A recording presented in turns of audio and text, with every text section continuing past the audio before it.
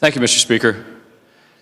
I'd just like to, I'm not going to go into a long reiteration of things that we've heard over and over. I just do want to touch on a couple issues. We've heard a lot about the local zoning and local zoning preemption, and we've seen a corollary drawn between and this legislation and what it could be as applies to gaming. But I'd like to take this legislature back a while to the acre law and the right to farm law, and I think there's a direct analogy between what was done with acre and what's being done here with zoning with respect to this industry.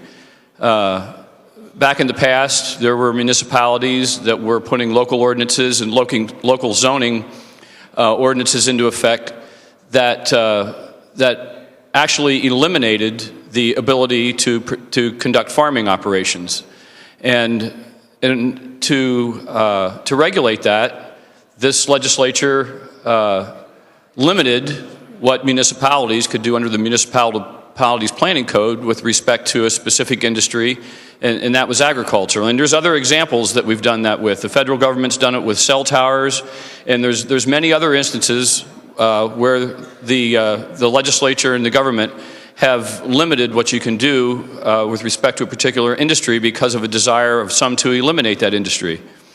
We're doing nothing different here with this legislation than was done with the acre law, and they're still going to be allowed to have reasonable ordinances, but there's going to be certain areas where we're going to set the standards here in the legislature, and those standards will be the standards. There's many other areas that that local municipalities will be able to regulate. So I just want those that think that we are preempting zoning to know that that's not the case. We are placing some limits on what local municipalities can do, but we're not eliminating their ability to have local ordinances that are in compliance with the basic standards that we're putting down in this legislation. Another issue, we've heard a lot of discussion about how much this fee should be. Is it too low? Is it too high? Could it be higher? We've got many among us who think that that this industry is already taxed as any other industry in Pennsylvania is being taxed, and that putting a surtax on them or fee is unreasonable. We've got those among us who've spoken that feel that this tax is too low, and I think personally that we've found a happy medium here. If you take the fees as they're being established in this legislation and use the current and the price of natural gas as it's to be predicted in the foreseeable future, you're looking at a 3.2% tax rate. And I think when you combine that with the other tax rates that we have in Pennsylvania, that states that have severance taxes that are higher than what we're talking about enacting, that we have a tax rate that will be commensurate with what the taxes are in this industry in other gas-producing states. And particularly with respect to residential zoning, we just had a member point out that this use will be allowed in residential zoning areas, and that's true. But I think we also need to talk about what restrictions we're placing on ourselves in this legislation in residential zoning. And when you put all these requirements together, I think you'll see that you're not going to have well pads in the middle of residential areas. Natural gas operations may be prohibited. That's what local municipalities can do. Natural gas operations may be prohibited in residential zoning districts or permitted as a conditional use should the local government determine that no well site placed so that it's at least 500 feet from an existing building. Also, for well sites in residential districts, the following additional restrictions will apply. a well site may not be located so that the outer edge of the well pad, not the well itself, but the well pad, is 300 feet from an existing building. Now, those of you who have visited or are familiar with unconventional gas operations like we see in Marcellus Shale are aware that you need a minimum of a 5-acre pad in order to construct a drilling operation. And when you add the necessity of an open 5-acre pad on top of the restrictions of the 500 feet and 300 feet from the edge of the pad, you're not going to see a well pad plopping down next to somebody's home in the suburbs.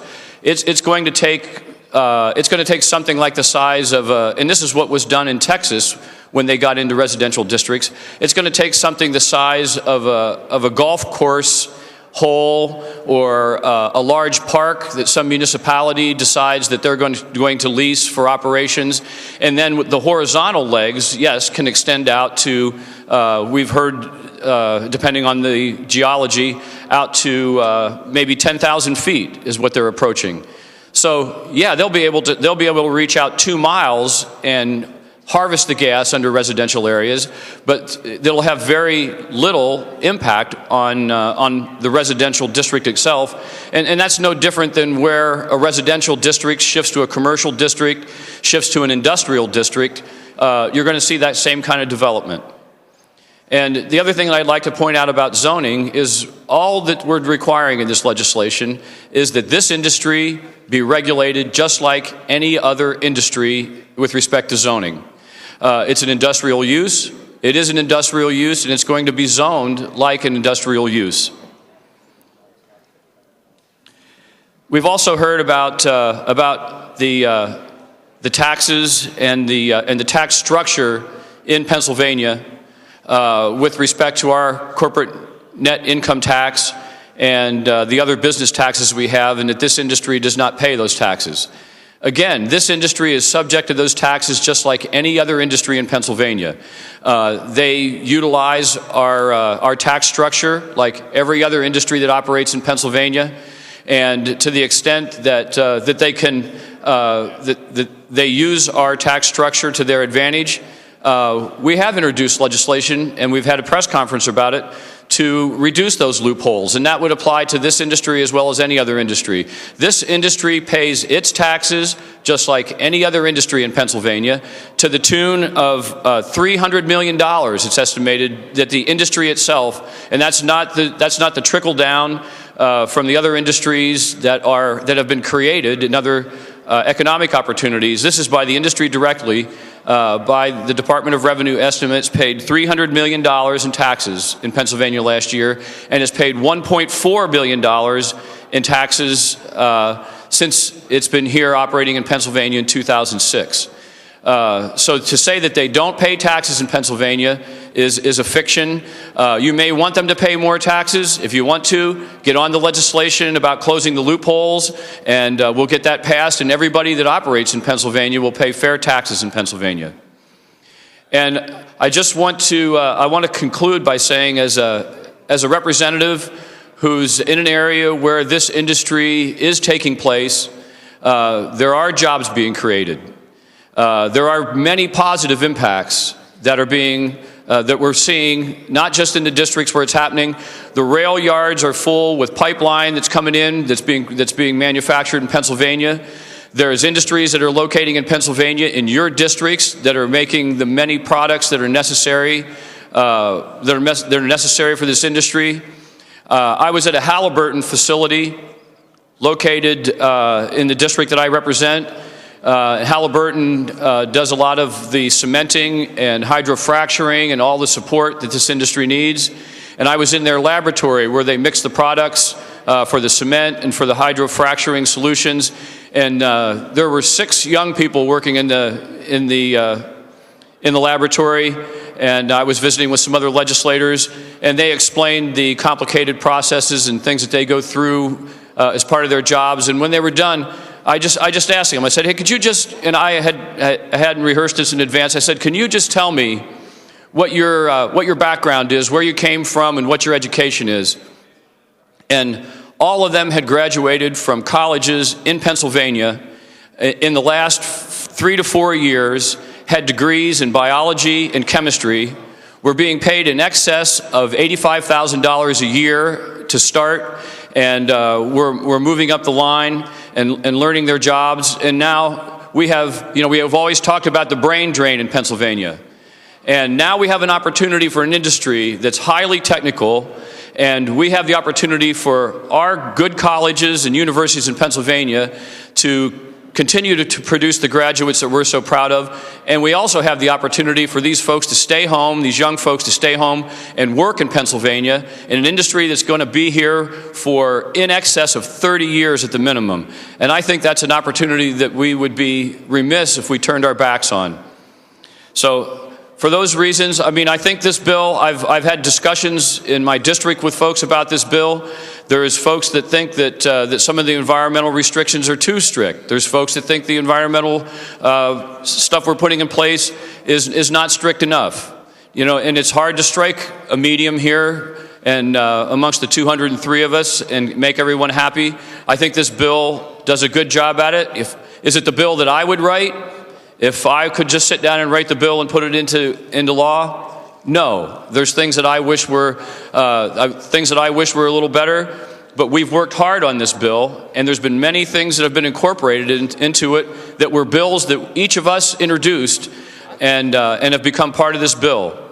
And I think when you look at the overall, it just depends how you look at something. If you start from the side that you're going to decide that this is a bad bill and you just pick at the parts that you think could be better, you can turn this into a bad bill. Glass half empty, glass half full. If you look at this bill as compared to what we have as a status quo right now, this bill is much better than where we are right now. It provides money in areas where this development is taking place to deal with the impacts, and there are impacts that this industry has in our areas. And it addresses those impacts. It addresses statewide impacts of this industry, and it provides money for other environmental programs. And I think when you take this bill as a whole and look at it, it is far an improvement over what we have today, and it is as good as we've worked as hard. We've worked on this for years, and it is a bill that I now can support. As this bill has gone through its different evolutions and we've worked on it, there were days when I wasn't sure. But now when we've finally gone through these last work in the last few weeks, I think this is a bill that I can fully support, and I would ask that you take a look at it in that light and cast a yes vote. This is a good bill for Pennsylvania. Thank you.